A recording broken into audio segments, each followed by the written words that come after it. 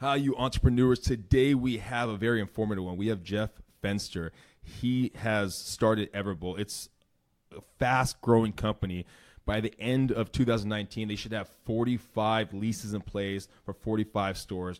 He tells a story how he's failed at other companies. He learned stuff from there. He doesn't have an ego. That's the one thing that you can, when you listen to this, you're going to definitely hear this. You're going to want to listen. You're going to want to tell your friends, and you're going to want to pick some good nuggets up. All right. Have a great one, guys. Welcome to the road to growth, success of an entrepreneur. We've raised the bar. Learn firsthand from successful business owners and create your own path to success. I'm going to show you how great I am. It's time to hit the road to growth with real estate agent Vinny SD. All right. We are here with Jeff Fenster with Everbowl. Correct. Nice to meet you. Nice to meet you, too. Well, impressive. So I've been looking at your history of building out Everbowl. You started in 2016. Yep, October. And you're already planning to have 45 leases in place by the end of this year. Yes, sir. Wow, I think some people are just focusing on one business, one shop, but you got 45 in that short time. So tell us how we came to this point. Yeah. So with Everbowl, the idea when we started was never to actually be a restaurant. Yeah. I think the restaurant space is a little bit scary, and my background and where I started my education was to more be focused on the entertainment side. Okay. So we really wanted to look at and solve a couple of challenges and problems. And being a serial entrepreneur, or degenerate entrepreneur, as my wife calls me, ultimately I look at the world through a set of eyes, a certain perspective, which is one of entrepreneurship and looking at opportunities and ways to come in with fresh eyes and disruption and change markets and see kind of what industries and opportunities are relevant to my passions and interests, and ultimately can I build a sustainable, successful company. So with Everbowl, it really was the beautiful marriage of essentially my two biggest passions outside of my family, which is healthy living and industry, entrepreneurship. So we kind of looked at, why do we not eat healthy? What are the reasons why we are killing ourselves with our food choices and our habits? And so taking a bigger, kind of a step back from that, it comes down to the four main excuses why we don't eat healthy. And those are: it costs too much to eat healthy, it doesn't fill you up, it doesn't taste good, or you can't get it. It's not accessible. And those four reasons, you can have a very specific excuse here and there as to other reasons you would choose an unhealthy option, but ultimately, if you can solve those four challenges for most people, they will pick the healthier option every time. And being that I'm a super foodie and I love superfoods and I've imported them, I saw that there was an opportunity in the market for someone to come in and disrupt it with making superfoods affordable, accessible, delicious, and then ultimately filling.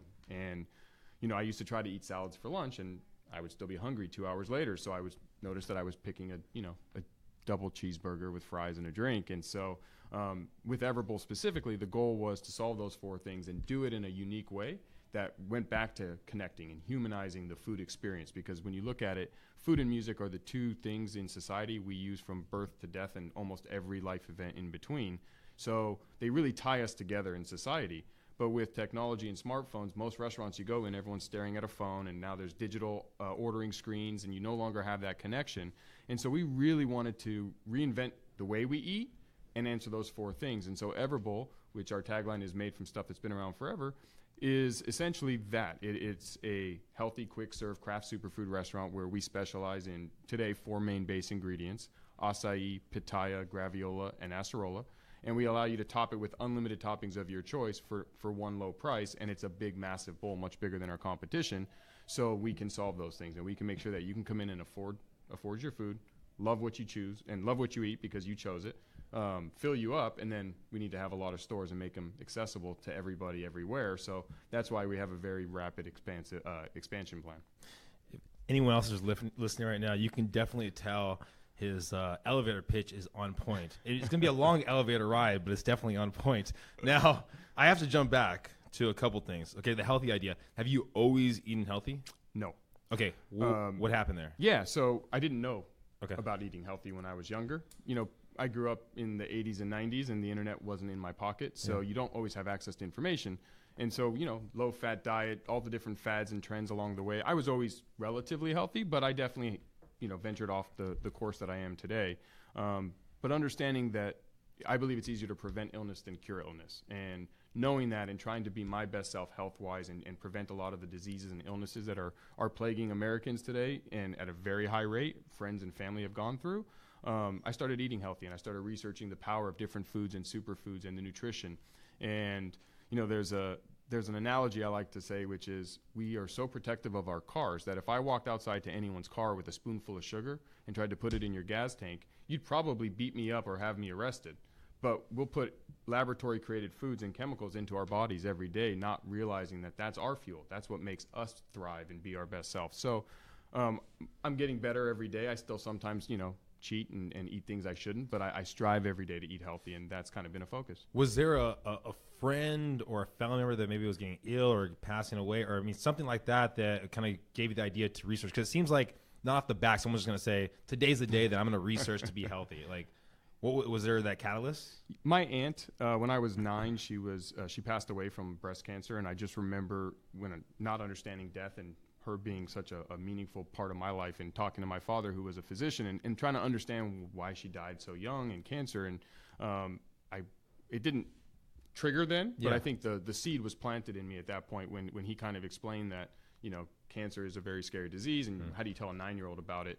It's kind of been one of my phobias, my fears. I'm a little bit of a hypochondriac. I think it stems from that. And so just growing up, and as information became more readily available through smartphones and internet and Google, and you didn't have to go into some big library and do research that I wasn't going to do as a teenager, I became more aware, and as I grew older and started to have little aches and pains, and you Google those symptoms and you start to see different things, it made me more aware. And I think it progressed. There was not one key moment when I was like you said, you don't wake up one day and say, hey, today's the day. Yeah. But I started to understand more, and as you read more and learn more, it starts to compound itself on itself. And I think if I had to pick the moment, I would say it was the passing of my aunt when she was 9, kind of put a healthy fear of disease in me and trying to prevent that. So me and my loved ones don't have to go through, unfortunately, what she had to go through, and hopefully help other people prevent that, because research today is showing that a much higher percentage of obesity, heart attack, stroke, and cancer is nature.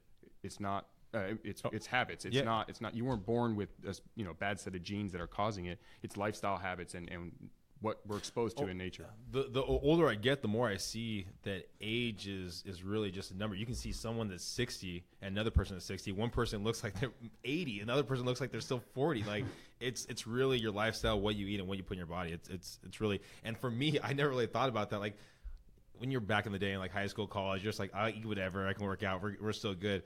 And then I still remember, like one of my friends, he kind of tell me all the time, you gotta look at the sugar, you gotta look at this, you gotta okay, no, you don't want to do this, you want to do this, haven't you? I'm like, all right, man, I gotta look into this stuff. So no, I totally understand where you're coming from. So getting back to the idea that you wanted to start something in the entertainment business. Okay, so what was that vision? What was that vision before you actually veered off to this platform? Well, so I originally went to law school to be a sports agent. Okay. The idea that the entertainment space of connecting with humans and people and that whole aspect is very important to me. I have a personal philosophy in business that the core philosophy at Everbowl, you ask any of our employees or any of my other companies, is make friends and have fun. Humanize and connect. We are people. We like to do things together. And when, whether you're in sales or you're in selling a product or a service, if you're selling to a stranger, you're not going to have that connection. But when you make friends and have fun with people and you build the rapport and you expand your relationship capital and the ability to call on people and they know you and appreciate you and they like you and they understand that you're hopefully doing something that's in their best interest, it's much easier to sell them a product or a service. It's much easier to get them to make a phone call or help you out. So it's really served me well throughout my career.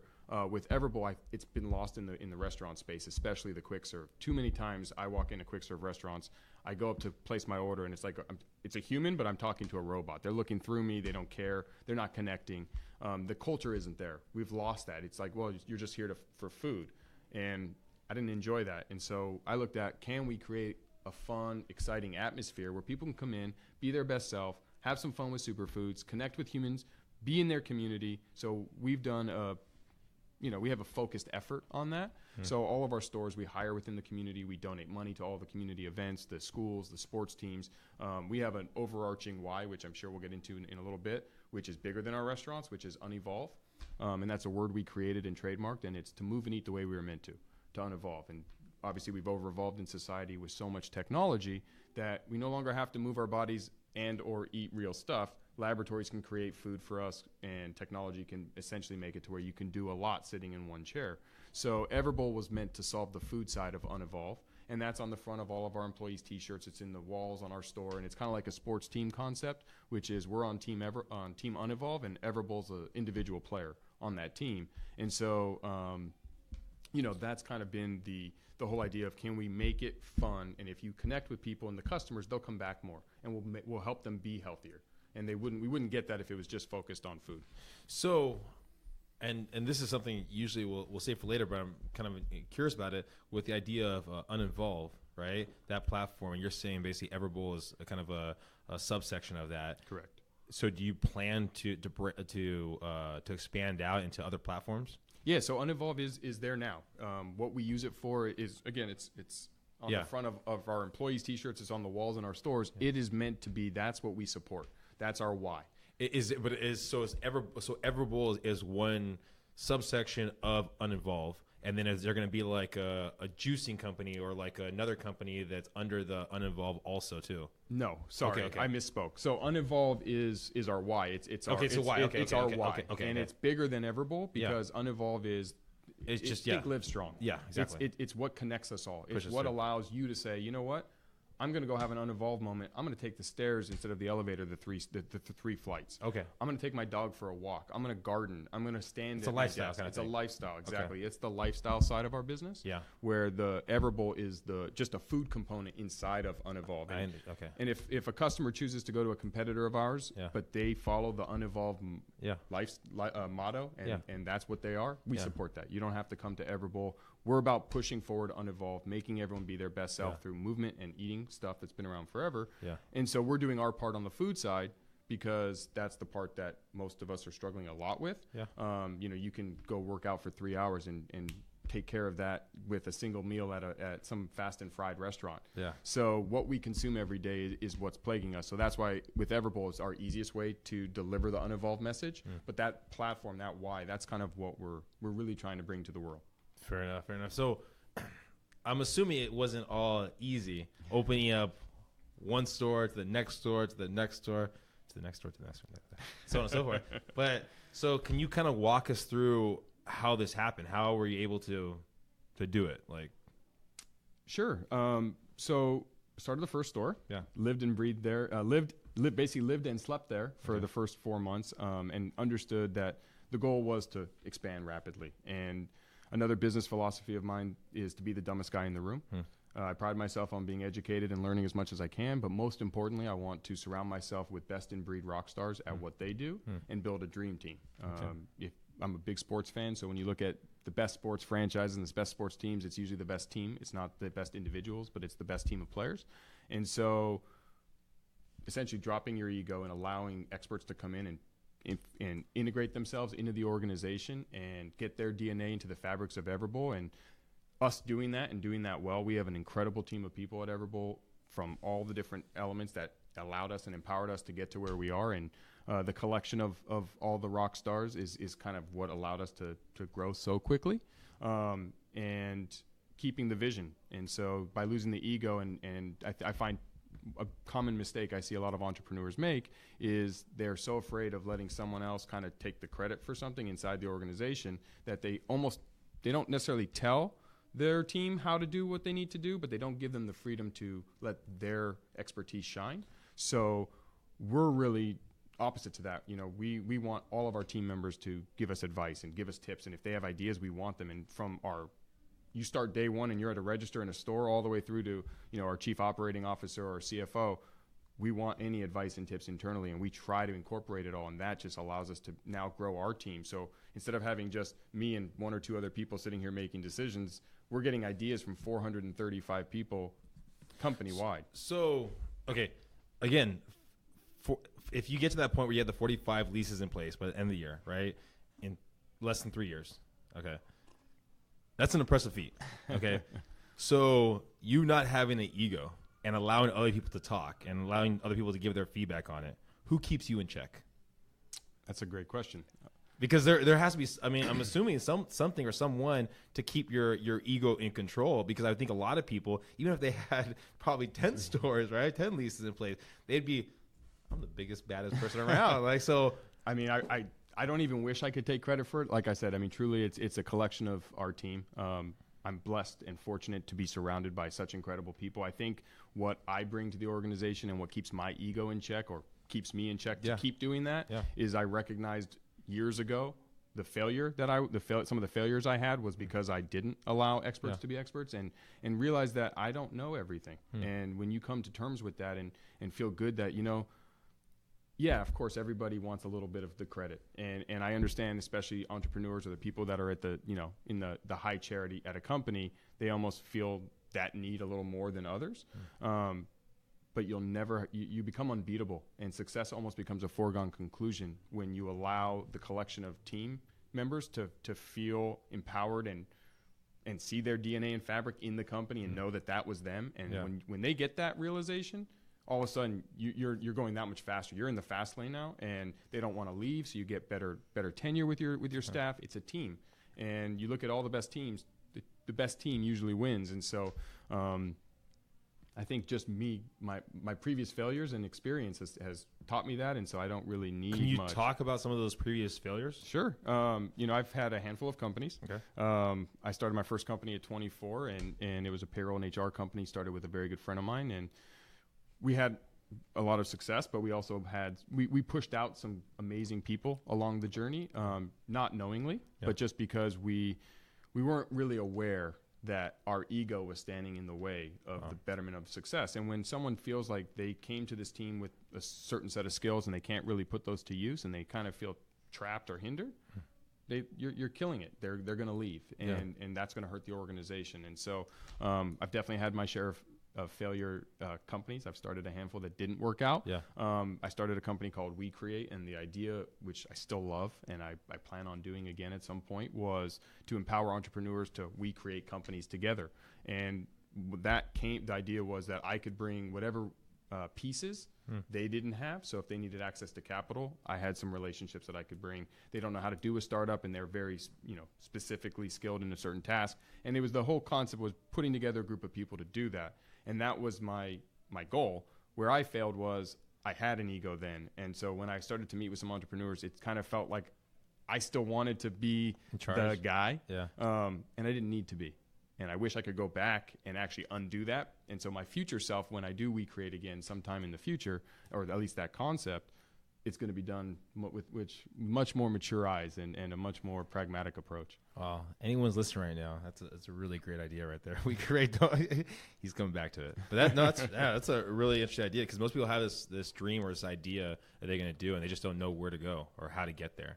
And so having that structure around them is huge. At least having a group of people that they can rely on. Done it, I mean, I have a mentor, and I'm very big on mentorship and internships, and I've interned a ton in my life. And one of my biggest mentors, he's really stressed to me since I was a kid the power of relationship capital and really what that means. And it doesn't mean a lot of people, but there's no value. It's paying it forward first to those people and giving, he'll say 5 times the value up front, to where you've earned the right to ask for a favor, or they want to help you just because of what you've done for them. And they think you are awesome because you've given so much first, that now as you want to navigate your career, whether it's get a job in an industry or with a company that you really want, or start your own company, or get access to capital, or meet the right person who could potentially buy your product or service, when you have expansive relationship capital that you've nurtured and given to so much over the course of your career, you can really use it to kind of cut a lot of corners and jumpstart, or fast track. Do you have a good memory?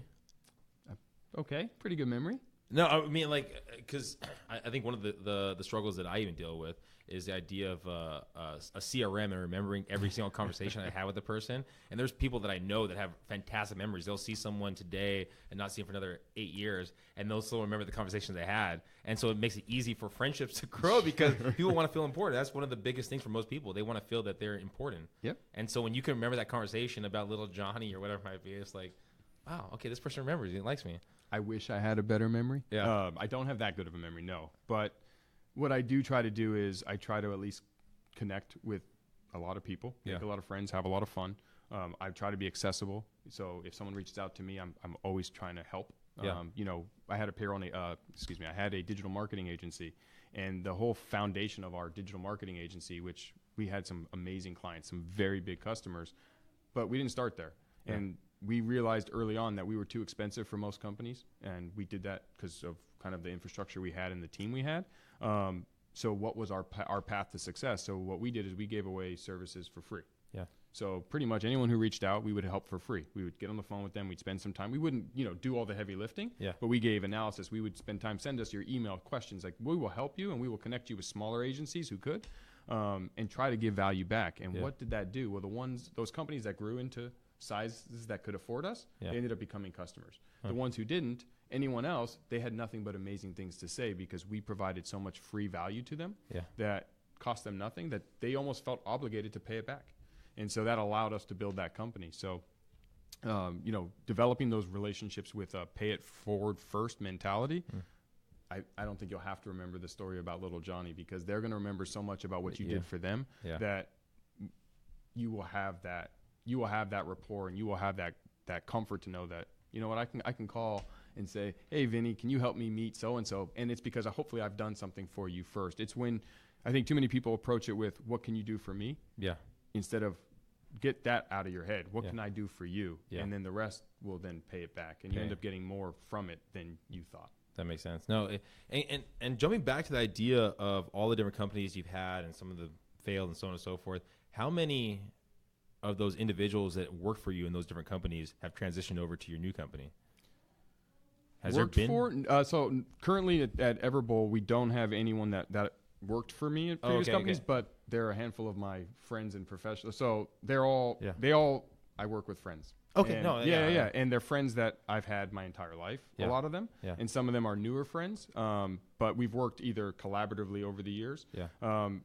It's obviously, I jump around to different industries, so it's hard to find employees that want to do the same thing. Yeah. I don't usually do the same industry twice because I find it's easier to come in with fresh eyes and disruption and come with no experience, which is a different topic. But my employees don't necessarily. So my payroll and HR specialists don't really have a lot of experience in the food space or the digital marketing space, and my marketers didn't have a lot of experience. So it's really hard to pull employees. Yeah. But I can call on them now, and we're still very close. Well, the only reason I ask is you talk to so many people, and you're giving back to all these different people. This one person told me this idea once. He goes, if you meet someone that has talent, right, you have to look them in the eyes and say, one day I'm working for you or you're working for me. and that's the way you look at it. Once he told me that idea, it changed the way I looked at people. Because just like you see talent every single day, and when you see that talent, you're almost like, I want to find a way to be part of this team, or you be part of my team. Like, so just, Well, I mean, you're totally right. And that's been something that we've done so well of is and I'm going to go back to it again, just the power of our team. Yeah. Because we have a collection of insanely talented people. And what's great about it is it attracts more talent. Yeah. Stars like to be around stars. Yeah. And no one feels intimidated, and people have that freedom to thrive and be and do them and be the expert that they are in their field and get to do it with other rock stars. Yeah.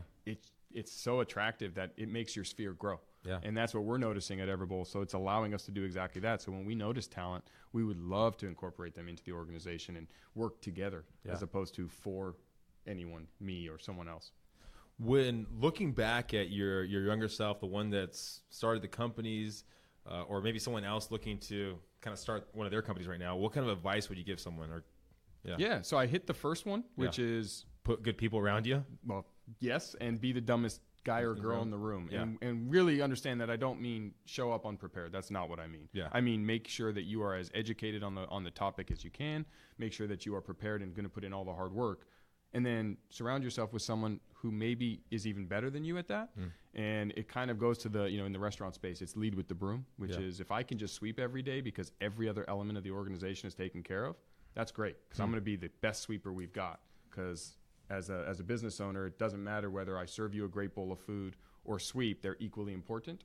And so what we like to do is let everyone gravitate to where they want to be, plus mirror their strengths, and kind of take the executive approach of we will sweep, we will clean the toilets. if you can handle the rest, and give people the freedom to go be that. And so my advice to anyone starting a company, unless it's a one man or woman show, is be open to talent and attract it. Don't put up walls that make them want to leave and go do their own thing because they feel like their ideas aren't being heard or they can't express their expertise.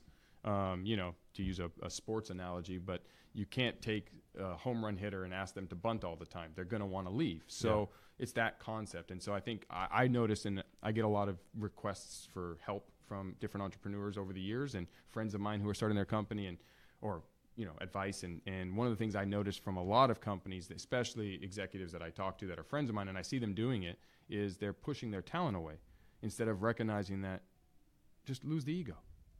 Pay it forward, lose the ego, let them be the great. So you look at our design in our stores, we have the best branding in the world. And Eric Brossell is our chief branding officer, and his ability to create incredible, his ability to take what's in your mind and turn it and manifest it into something real and make it look incredible is second to none. And I have zero to do with that. And it's amazing because with his freedom to do that and giving him the blank slate and say, go do it.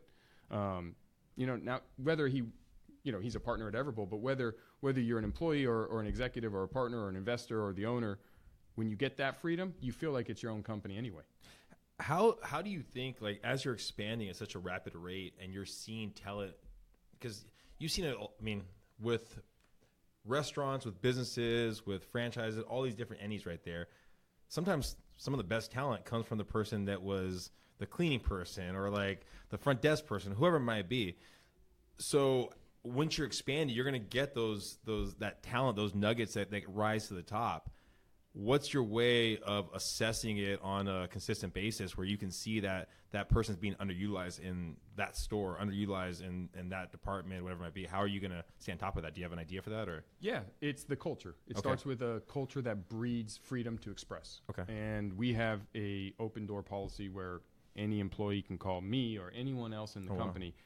We go into the stores. We want face-to-face. We're on a first-name basis. We are very, very, very mellow as far as there's no real hierarchy and structure in the traditional sense. Obviously, there's a hierarchy and structure corporately, but in the traditional sense. So someone's first day, we tell them, we actually have, Brian Augustine is our chief development officer, and, we have an Everbowl University that we like to put employees through where we give them kind of who we are and teach them our culture and what we're about. And in that, we really stress, make sure that if you see something that you think we could be doing better, we want that. We want constructive feedback and criticism when we earn it, and pat us on the back when we do something good, because we're learning too, right? It's not built. We're a startup. We're navigating the waters, and I don't have all the answers, and none of my executives do either. So if someone has good advice, anyone listening to the show, if you know something we could do better, email me, because we really want all that feedback. What we want is we want Everbowl to be the best we can make it, right? We want that experience to be top notch. So that's what we're after. How many employees, lower level employees, have actually, because you hear what you're saying, and like just talking to you, it seems like, of course, you're telling the truth to it. Yet as an employee, maybe, I don't know, minimum wage or whatever you're making there, and the owner of the company tells you, feel free to call me. Feel free to call me if you have an idea. You're still like, I don't know. Like, I'm not really calling. How many have actually called you? Not necessarily called me, but we see each other, or someone else, but all the time.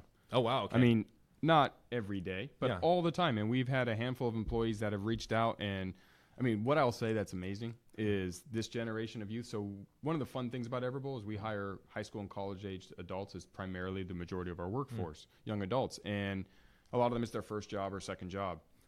When I was that age, I felt like what you just said. Like, I don't know that I would have felt confident to go into the boss's office and say, hey, I have this idea. We should stop doing this because it's a mistake. I mean, that's obviously hard for someone to do. But today's generation, they don't have that reservation. We get advice from people all the time, even the ones that don't even know we want it. Yeah. And it's great. And we do want it. And obviously, the only thing that is a fine line that we try to be delicate with is sometimes you don't incorporate the idea, and you don't want them to feel like, oh, they don't take my idea. That's not always the case, because there's always a bigger picture and a bigger direction. But so we definitely get a fair share. And I will tell you, a lot of the things and customs and practices we do internally is from our staff. Wow. They didn't start that way. We are a very different company. The day I started with 7 employees to where we are now, a lot has changed, and a lot of those ideas and direction and processes that we put in did not come from me or the executive team. What's next for Everbowl? What's the future? Everbowl is what we're ultimately building is a platform and a delivery system of superfoods to make you your best self. So our restaurants are great. We're going to keep expanding. We're going into Petco Park on May 16th. Wow. We're excited to be part of the Padres, and we're going into the San Diego Zoo as well. Okay. Plus, we're going into a bunch of universities. What are you more excited about? These are hard-hitting questions now. San Diego Zoo or Petco Park? That's tough. Those are two of my favorite places as a kid. I mean, I'm a San Diego native, and I was a diehard Padres fan, and was also an annual zoo pass member, and I used to take my daughter when she was younger there twice a month. So to ask me which I'm more excited about, that's like actually which kid is better. Yeah, I know. Exactly. Okay. I think for different reasons, I like them both differently. Fair enough. Political answer. Yeah. All right. So besides that, so you're expanding to those two entities, 45 leases by the end of the year. What's your plan? Do you already plan it out for 2020? How many leases and so on and so forth? We don't have a store count, but what we also want to now do is expand outside of the stores. So we're looking and entering into the CPG, the consumer packaged goods arena.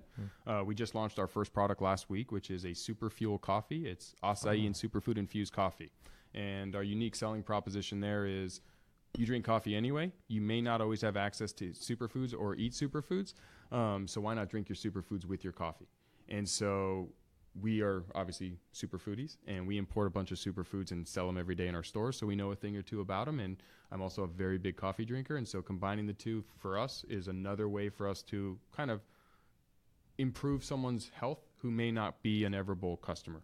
So, okay, I'm fairly uneducated about this. So would it be, so it'd be infused together with the beans, or how is Correct. it? Okay, it would be. Okay. Yep. So you just brew a normal cup. Yeah. Right now we launched it with K-Pods, so a Keurig compatible machine. Yeah. And then in about 45 to 60 days, our ground coffee's coming. Oh. And so you make it the way you normally make a cup of coffee. The only difference is when you drink it, you're getting antioxidants and you're getting some of the power of the superfoods that are in each SKU or each cup. Yeah. And it's functional coffee. It's giving you something you're doing already, but now making it say, hey, I'm getting more antioxidants without having to do anything different. Yeah. And I know this is a little ways out. Do you have an idea how it would price-wise compare to regular coffee? Yeah, it's only about $1 or $2 more on the K-Pods, and the ground we haven't finished our pricing yet, so I don't know how that'll. But we are selling our boxes for $12.99, and the average box sells for $9.99 or $10.99. Oh, so wow, we're only $1 or $2 more, and we're going to work to try to drive that cost down, because that's one of the 4 challenges why we don't eat healthy is cost.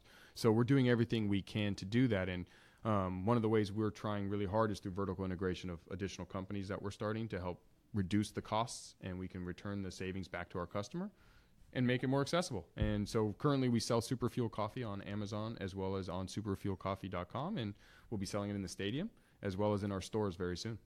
Wow. Is there any other places that sell coffee in the stadium right now? Dunkin' Donuts is in the stadium, but only at the main eats, like the main eatery sections. Oh, I didn't know that. Okay. Fair enough. But not Superfuel. Yeah, it's not exactly. No, it's not Superfuel. It's definitely not Superfuel. All right. So I have to jump into this before we finish up. And if you're not in San Diego, I know we have listeners in other areas. I'm a big Padre fan, Force fan. I have to ask you, what's your take on the team now? Now that's my favorite question you asked me. I think we can win 90 games this year. I mean, we're on pace. Yeah, we're on pace for 92, I believe, right now. I love what they're doing. I think management really took a good look at the mistakes the San Diego Padres have made since I've been a kid and been going to games, which is they make these very short runs because they overinvest in veterans that are near the end of their prime and overpay for it. So we have a 1 or 2 year window, and there's no time for the team to gel. This ownership group really took a step back and I think took a little advice from the Houston Astros on how they built from the farm system. And so with the Padres, with our young group, I mean, we have 7, 8 potential all-stars that are all under the age of 26, and you sign a guy like Machado, which just brings the star power to the lineup, and Tatis getting the call, and I'm very excited. I think San Diego's finally going to have our opportunity. Everything you've been saying, I think there is some synergy between what the Padres are doing now and what is going on with Everbowl. The ability, and listen, guys, give me a second. So the ability to find talent, and when talent rises to the top, allow the opportunity to take that next step. With old management for the Padres, if a person like Tatis was doing really well, they would not have brought him up on opening day. They would have waited until a couple of months, and then they got an extra year of service time. Mm-hmm. Same thing with some of the pitchers like Chris Paddock. So I think there is some synergy right there. All right. So hopefully all you entrepreneurs listening right now got some great stuff about Everbowl. If you are looking to be a little healthier, looking to be self-conscious, looking to look good with your shirt off, you might want to – hey, also too, if you're a Padre fan, you're going to probably want to go to Everbowl. Jeff is a Padre fan. And if you're from San Diego, you should be a Padre fan. That's our team. So all you entrepreneurs, what's the best way to find out where the new Everbowls are, Jeff? Everbowl.com or on our Instagram at Everbowl Craft Superfood. We always will post about it, and we'll make sure that we're going to come to a city near you if you're not in San Diego. But if you are in San Diego or surrounding areas, please come support both the Padres in San Diego as well as Everbowl. And we look forward to making friends with you and helping you be your best self. Live the uninvolved life, guys, and go to Everbowl. Have a great one. Please subscribe and tell your friends. Thank you for listening to The Road to Growth, Success of an Entrepreneur. Please like, subscribe, and stay connected. Visit www.vinnySD.com. Yeah, I created a website. Hope to see you again next week. Team Vinny SD, signing off.